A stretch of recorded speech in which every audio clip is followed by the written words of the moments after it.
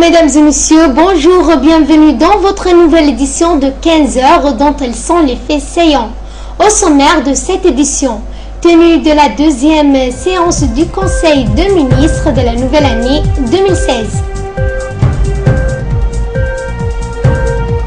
Autre titre, Lionel Messi désigné Ballon d'Or pour la 5e fois.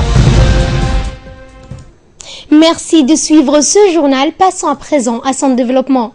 Sous la présidence du chef de l'État Ismaël Omar Guelleh et chef du gouvernement, s'est tenue en ce mardi 12 janvier la deuxième séance du Conseil des ministres de la nouvelle année 2016. 4 questions étaient inscrites à l'ordre du jour, dont 3 relatives à des questions de financement de prêts. La 4e question a trait à l'organisation de la prochaine édition présidentielle fixée au 8 avril prochain. Elle concerne les listes électorales et la délivrance des cartes d'électeurs, suivant d'ailleurs dans un premier temps le compte rendu du ministre délégué à la coopération Ahmed Ali Silay sur les 3 premiers points abordés. Sous la présidence de son Excellence M. Ismaël Omar Guelleh, président de la République et chef du gouvernement, s'est tenu ce mardi 12 janvier 2016 le Conseil des ministres pour sa deuxième séance de l'année. Ont été examinées les questions suivantes. Ministère de l'économie et des finances et de l'industrie. Première question, projet de loi portant ratification de l'accord de prêt pour le projet d'expansion du port de Tadjoura. Ce projet de loi a pour objet l'expansion du port de Tadjoura qui se trouve actuellement en construction afin d'accueillir un volume d'exportation plus important, particulièrement pour le transit de potasse. Ce prêt additionnel d'un montant de 13 millions de dollars est accordé à la République de Djibouti par le Fonds pour le développement international de l'OPEC.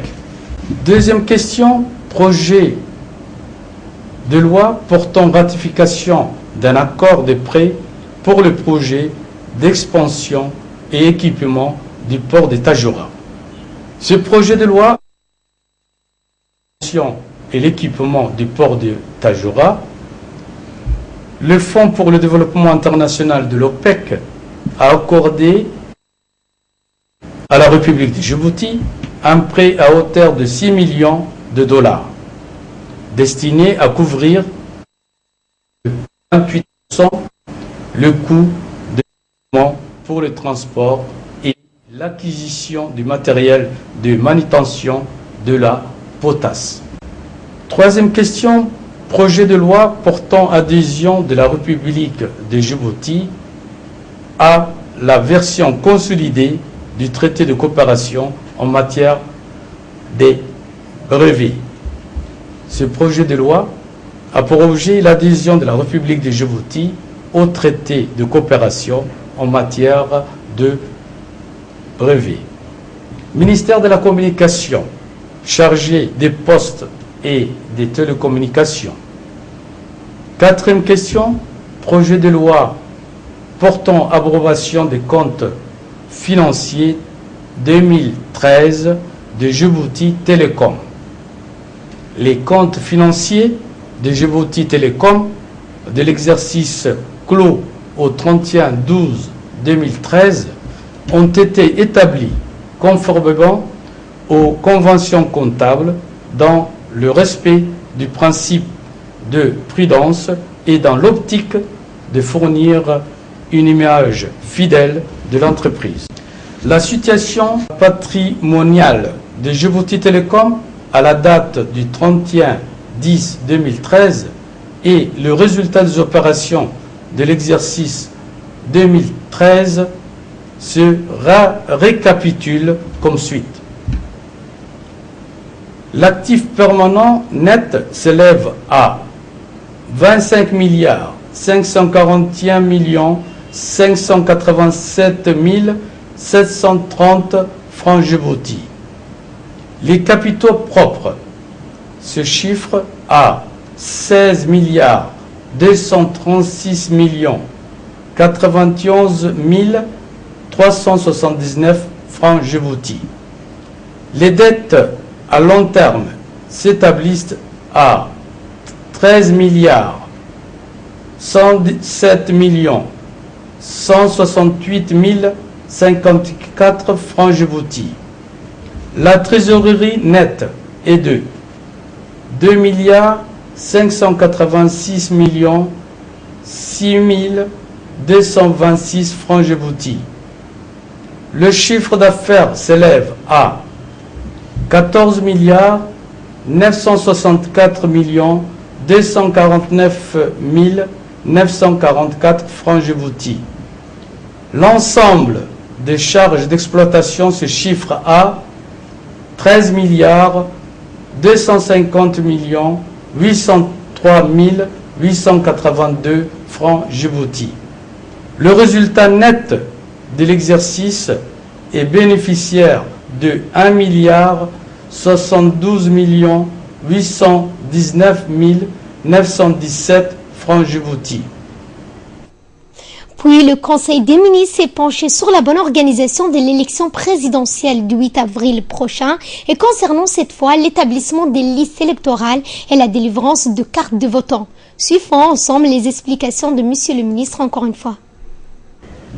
Ministère de l'Intérieur. 5e question. Projet de décret fixant les modalités d'établissement des listes électorales ainsi que les conditions de délivrance et de validité des cartes d'électeurs.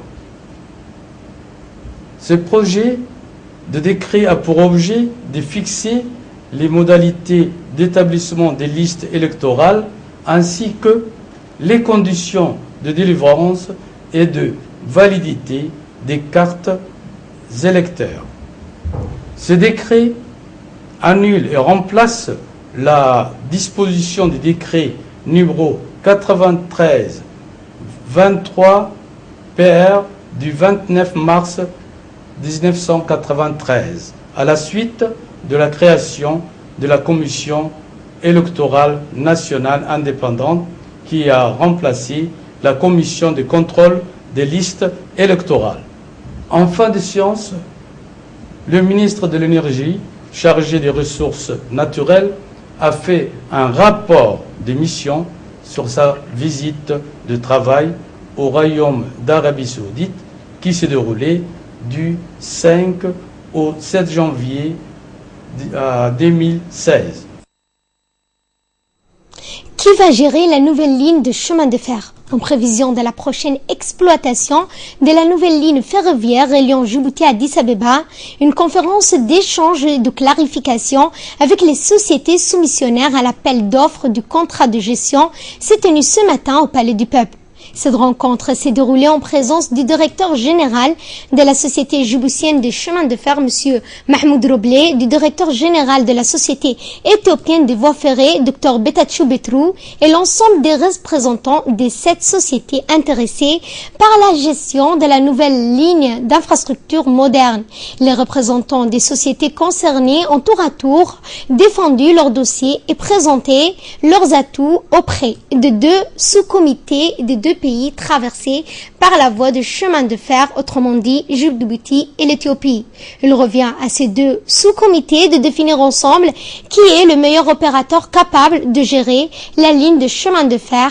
Des appels d'offres au niveau international avaient été lancés pour la gestion ou le management de la nouvelle ligne de voie ferrée.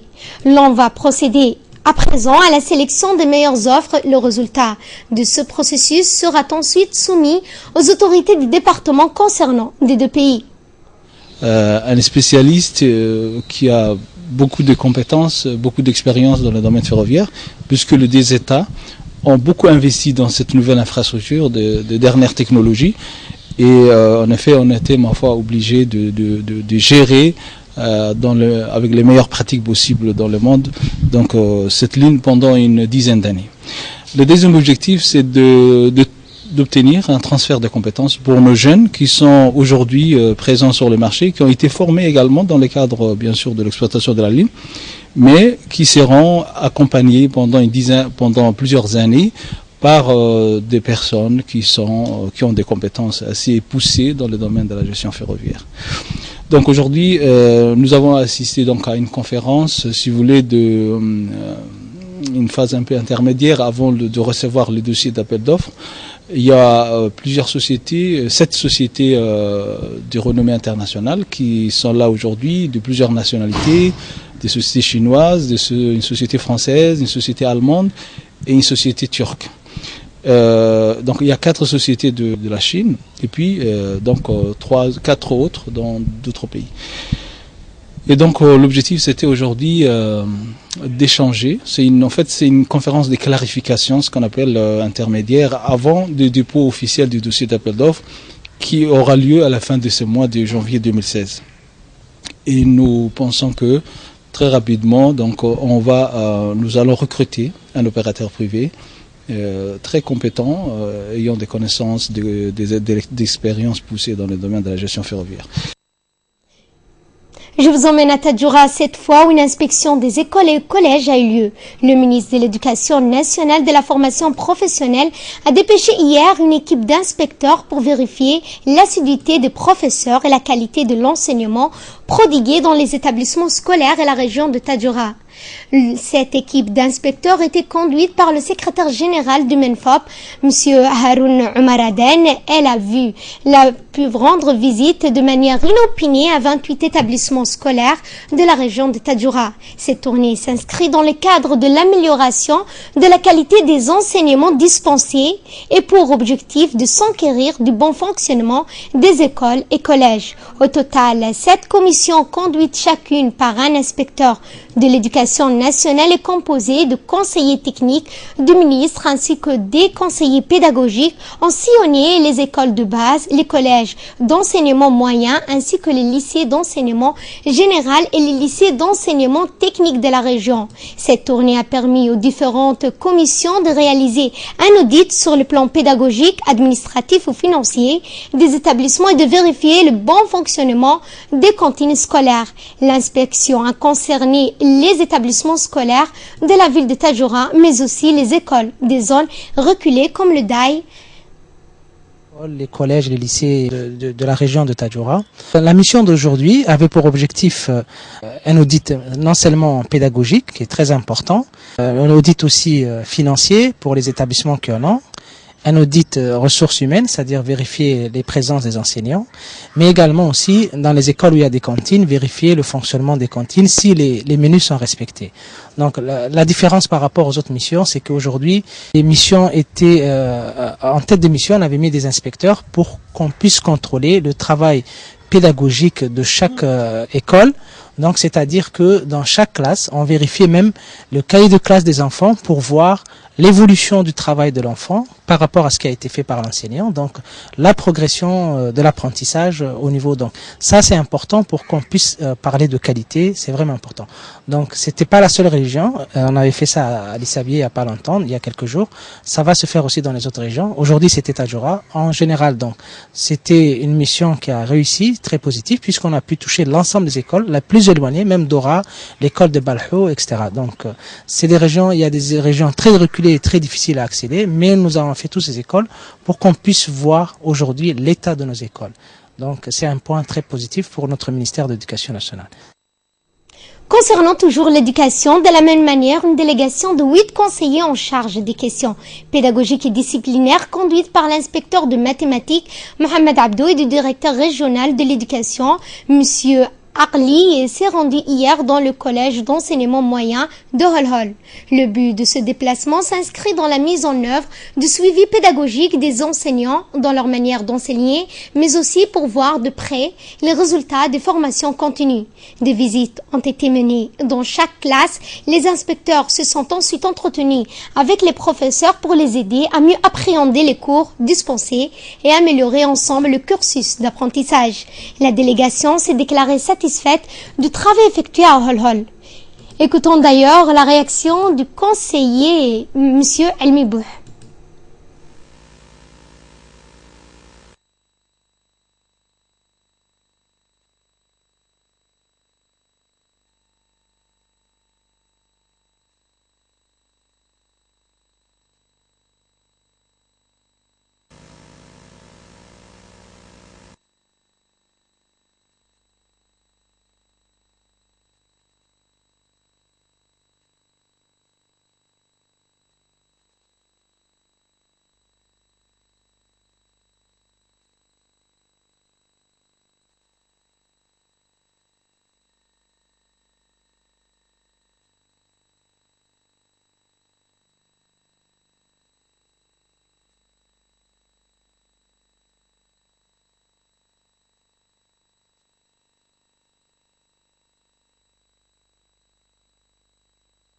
Donc aujourd'hui, dans le cadre de l'amélioration de la qualité de l'enseignement, on est venu ici à ce petit collège de Hol, 8 conseillers de disciplines différents pour voir tout simplement nos enseignants en fait. Donc ça s'est bien passé et on a pu tout simplement visiter les enseignants. Donc on a apporté notre expérience, le conseil, c'était notre objectif. Et on ne demande tout simplement que ça, hein, pour aller dans le fin fond tout simplement du pays, toujours dans ces cadres d'amélioration de la qualité de notre enseignement. Mais depuis l'année dernière, on le fait ça régulièrement.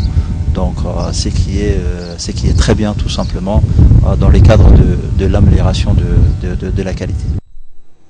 Apporter des soins médicaux aux populations des régions reculées. Et justement, une équipe médicale mobile du centre hospitalier d'Arta a effectué hier un déplacement dans ce sens dans la localité de Omar Jaga, où des consultations et des soins de proximité ont été menés. Le médecin de l'équipe mobile d'Arta et ses techniciens paramédicaux ont prodigué différents soins dans cette localité. Quelques 325 personnes ont pu bénéficier des soins souhaités, ainsi 155 adultes ont bénéficié de consultations générales et de traitements. 90 enfants ont bénéficié de soins pour les malades qui leur sont propres, les maladies qui leur sont propres, notamment des problèmes de malnutrition. Enfin, une vingtaine de vaccinations ont été effectuées et une quarantaine de femmes ont reçu des soins sur le suivi de leur grossesse, les questions de prénatalité et de respect du planning familial. Le ministère de la Santé a mis en place un programme de rapprochement des soins pour les rendre disponibles aux populations des régions reculées de l'intérieur du pays.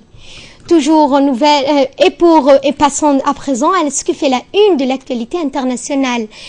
Concernant les réfugiés syriens principalement, alors que chaque jour, plus de 2000 réfugiés continuent de débarquer sur le côte grec. Bruxelles a demandé à Ankara de poursuivre ses efforts limitant l'afflux de ces réfugiés. Explication avec Ladan Assoui. Hier, le vice-président de la Commission européenne, Frans Timmermans, s'est rendu à Ankara pour accélérer la mise en place de l'accord signé en novembre avec la Turquie, dont l'objectif est de renforcer le contrôle aux frontières. Il juge le flux de migrants beaucoup trop élevé. Nous avons fourni des efforts importants pour offrir aux Syriens des permis de travail pour relâcher la pression qui les pousse à migrer, indique Volkan Bozkır, ministre turc délégué aux affaires européennes. La Turquie accueille à elle seule 90% des réfugiés syriens, soit plus de 2 millions de personnes. Le plan d'action prévoit une relance du processus d'adhésion à l'Union européenne et une enveloppe de 3 milliards d'euros pour aider Ankara à mener ses actions et à lutter contre les passeurs. Fin de ce journal, mais bougez pas, nous reviendrons dans quelques instants dans le focus avec Ahmed Humed qui nous parlera justement de la 5e fois pour Messi, pour lui, son sacre d'avoir reçu le Ballon d'Or pour la 5e fois. Tout de suite. L'ONEAD informe ses abonnés que les factures de consommation d'eau du mois de novembre et de décembre sont disponibles dans les agences commerciales du boulevard de la République, de Balbala et dans les régions. Les abonnés sont tenus de régler leurs factures dans un délai de 30 jours. Au-delà du 31 janvier 2016, une campagne de coupure systématique sera mise en place. Enregistrez votre numéro de portable au guichet pour recevoir votre facture par SMS.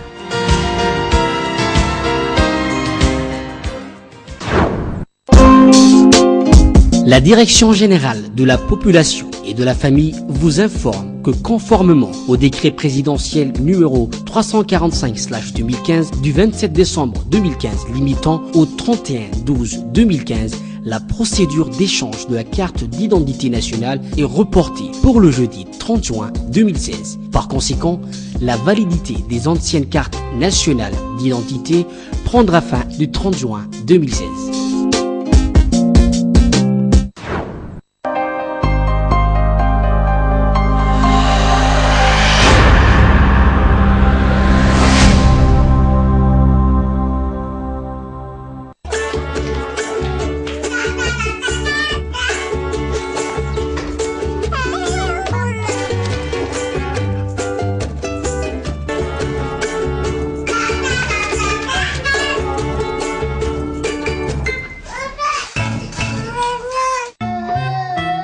Pour une croissance saine de vos enfants, choisissez le lait Modilac, enrichi aux vitamines et en fer.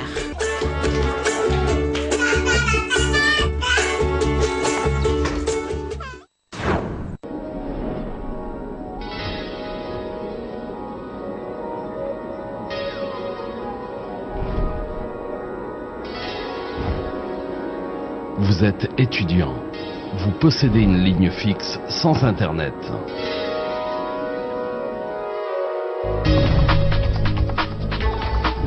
Djibouti Télécom a la solution pour vous.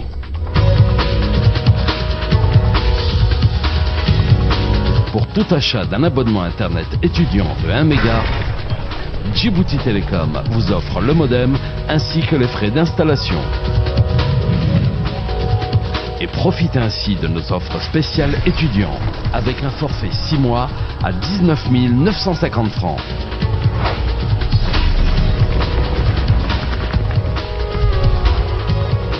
Le forfait pour une année complète à 35 700 francs. Offre d'installation gratuite valable jusqu'au 31 janvier. Djibouti Télécom, chaque jour plus proche de vous. En Afrique, c'est vrai qu'on est plutôt du genre généreux. On essaye toujours d'en faire plus. Et on voit les choses en grand. En fait, on aime juste se faire plaisir. C'est pourquoi Canal+ lance la Semaine Généreuse, votre nouveau programme de fidélité. Profitez de chaînes offertes pendant une semaine.